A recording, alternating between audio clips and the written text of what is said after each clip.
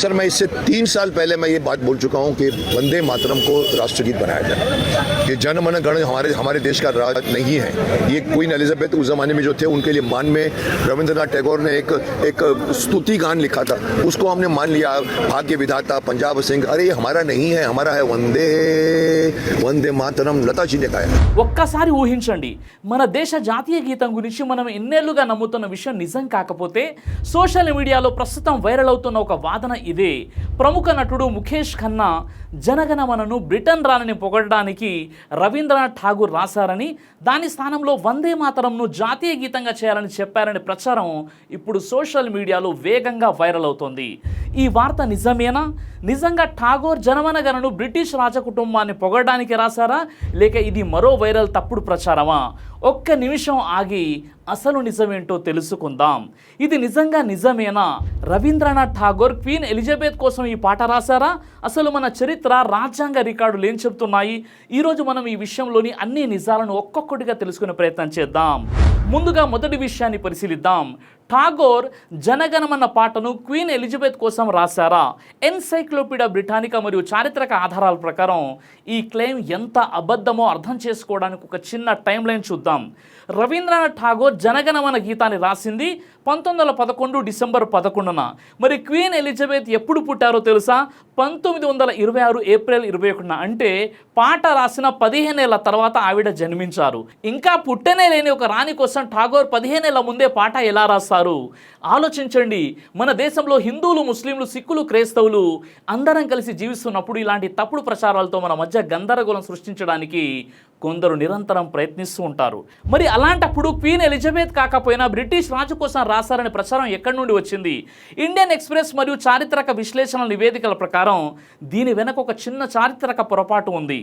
1911 డిసెంబర్లో బ్రిటన్ రాజు జార్జ్ భారతదేశాన్ని సందర్శించారు. అదే సమయంలో 1911 డిసెంబర్ 27న కలకత్తాలో ఇండియన్ నేషనల్ కాంగ్రెస్ సమావేశాలు జరిగాయి. ఆ సమావేశంలో మొదటి రోజు రవీంద్రనాథ్ ఠాగూర్ రాసిన జనగణమన పాటను ఆలపించారు. రెండవ రోజు రాజు జార్జ్కి స్వాగతం పలుకుతూ రాంబు చౌదరి అనే మరొక కవి రాసినటువంటి ప్రత్యేక పాటను పాడారు. అయితే అప్పటి బ్రిటిష్, ఆంగ్లో ఇండియన్ వార్తాపత్రికలు నివేదికలు ప్రచురించేటప్పుడు ఒక పెద్ద గందరగోళం చేశాయి. మొదటి రోజు పాడిన ఠాగూర్ పాటను, రెండవ రోజు రాజు కోసం పాడిన పాటను కలిపి తప్పుగా వార్తలు రాశాయి. ఆ పత్రికలు చేసిన చిన్న పొరపాటే దశాబ్దాలుగా నడుస్తున్న ఈ తప్పుడు ప్రచారానికి మూలంగా మారింది. 1937 నవంబర్ 10న తన మిత్రుడు పులిన్ బిహారీ సేన్కు రాసిన స్వహస్త లేఖ ఆధారంగా చూస్తే ఠాగూర్ స్వయంగా ఈ వివాదంపై స్పష్టత ఇచ్చారు. ఈ బ్రిటిష్ రాజభక్తి ప్రచారంపై అప్పట్లోనే తీవ్ర వివాదం రేగడంతో రవీంద్రనాథ్ ఠాగూర్ చాలా వేదనకు గురయ్యారు. 1937 నవంబర్ 10న తన మిత్రుడు పులిన్ బిహారీ సేన్కు రాసిన ఒక లేఖలో ఠాగూర్ స్పష్టమైన వివరణ ఇచ్చారు. బ్రిటిష్ రాజు వచ్చినప్పుడు ఆయనను పొగుడుతూ పాట రాయమని నా మిత్రుడు నన్ను కోరాడు. ఆ కోరిక నన్ను తీవ్రంగా దిగ్భ్రాంతికి గురిచేసింది. ఆ మనోవేదనలోనే నేను భారత భాగ్య విధాత రాశాను. అందులో నేను ప్రశంసించిన భారత భాగ్య విధాత యుగ యుగాలుగా భారతీయులు నడిపిస్తున్న ఆ సర్వేశ్వరుడే గాని ఏ బ్రిటిష్ రాజు కానే కాదు అని ఠాగూర్ స్పష్టం చేశారు. ఇక రెండవ పాయింట్, జనగణమనను తీసేసి వందే మాతరంను జాతీయ గీతంగా చేయాలనే వ్యాఖ్య. భారతదేశానికి స్వాతంత్రం సిద్ధించిన అనంతరం జాతీయ చిహ్నాల ఎంపికపై రాజ్యాంగ సభలో విస్తృత చర్చ జరిగింది. 1950 జనవరి 24న రాజ్యాంగ సభ చివరి సమావేశంలో అధ్యక్షుడు డాక్టర్ రాజేంద్ర ప్రసాద్ అధికారికంగా చారిత్రక ప్రకటన చేశారు. రవీంద్రనాథ్ ఠాగూర్ రచించిన వర్డ్స్ మరియు మ్యూజిక్ కంపోజిషన్ అయినటువంటి జనగణమన భారతదేశ అధికారిక జాతీయ గీతంగా, నేషనల్ యాంథంగా స్వీకరించబడింది. అదే సమయంలో భారత స్వాతంత్ర పోరాటంలో విప్లవాత్మకమైన మరియు చారిత్రాత్మకమైన పాత్ర పోషించినటువంటి బంకిం చంద్ర చట్టోపాధ్యాయ రచించిన వందే మాతరం గేయానికి జనగణమనతో సమానమైన గౌరవం మరియు హోదా ఇస్తూ దానిని జాతీయ గేయంగా, నేషనల్ సాంగ్గా ప్రకటించారు. ఈ విధంగా రాజ్యాంగ సభ స్పష్టమైన విభజనను నిర్దేశించింది. జనగణమన దేశార్పణకు, సార్వభౌమ అధికారానికి ప్రతిరూపంగా రాజ్యాంగబద్ధమైన జాతీయ గీతంగా మారగా, వందే మాతరం స్వాతంత్ర ఉద్యమ సాంస్కృతిక చైతన్యానికి సాంకేతికంగా జాతీయ గేయంగా సమాన గౌరవాన్ని అందుకుంది. ఇక ఫ్యాక్ట్ 1, ఠాగూర్ జనగణమన రాసింది 1911లో, కానీ క్వీన్ ఎలిజబెత్ జన్మించింది 1926లో. అంటే పాట రాసిన 15 సంవత్సరాలకి కానీ ఆమె పుట్టనే లేదు. పుట్టని రాణి కోసం పాట ఎలా రాస్తారు? ఇక ఫ్యాక్ట్ 2, ఠాగూర్ ఇచ్చిన క్లారిటీ. 1937లోనే ఠాగూర్ లేఖ రాస్తూ, నేను పాడింది భారత భాగ్య విధాత అయిన ఆ భగవంతుడి గురించే గాని ఏ బ్రిటిష్ రాజు గురించి కాదు అని స్పష్టం చేశారు. ఇక ఫ్యాక్ట్ 3 రాజ్యాంగ సభ నిర్ణయం. 1950 జనవరి 24న డాక్టర్ రాజేంద్ర ప్రసాద్ జనగణమనను జాతీయ గీతంగా నేషనల్ యాంథంగా, వందే మాతరంను జాతీయ గేయంగా నేషనల్ సాంగ్గా ప్రకటించారు. రెండింటికి సమాన గౌరవం ఉందనేది రాజ్యాంగ సత్యం. సోషల్ మీడియాలో వచ్చే ప్రతి వార్తను నిజమని నమ్మేయడం ఎంత పొరపాటో. 1911లో రాసిన పాటను 1926లో పుట్టిన క్వీన్ ఎలిజబెత్కు ముడిపెట్టడం చారిత్రక పరిజ్ఞానం లేకపోవడమే. మన జాతీయ చిహ్నాలు, జాతీయ గీతాల వెనక ఎంతో గొప్ప చరిత్ర ఉంది.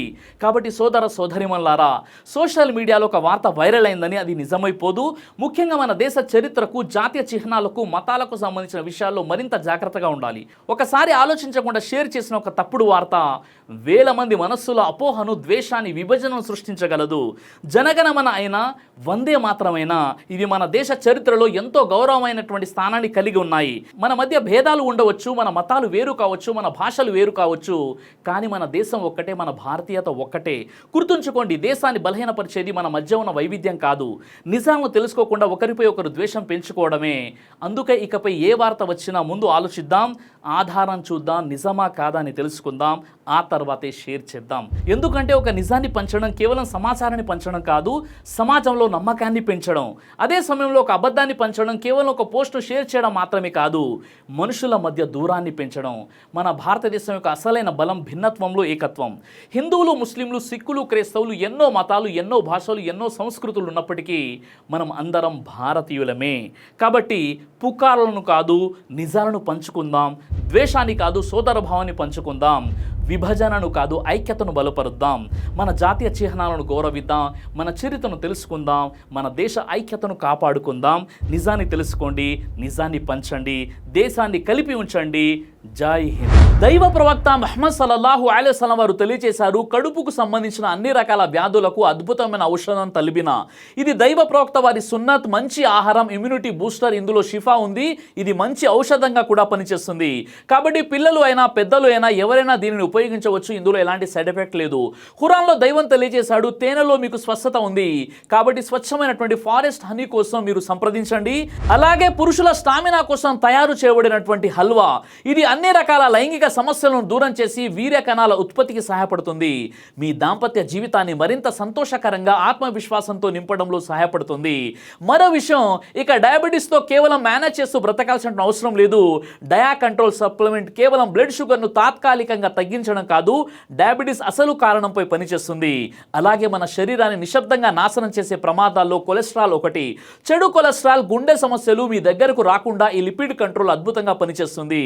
ఇందులో ఎలాంటి సైడ్ ఎఫెక్ట్స్ లేవు. ఇది కంప్లీట్గా హెర్బల్ ప్రొడక్ట్స్. కాబట్టి స్క్రీన్ పై కనిపిస్తున్నటువంటి నంబర్కి ఫోన్ చేసి ఆర్డర్ చేసుకోవచ్చు. కొరియర్ ఫెసిలిటీ కూడా అందుబాటులో ఉంది.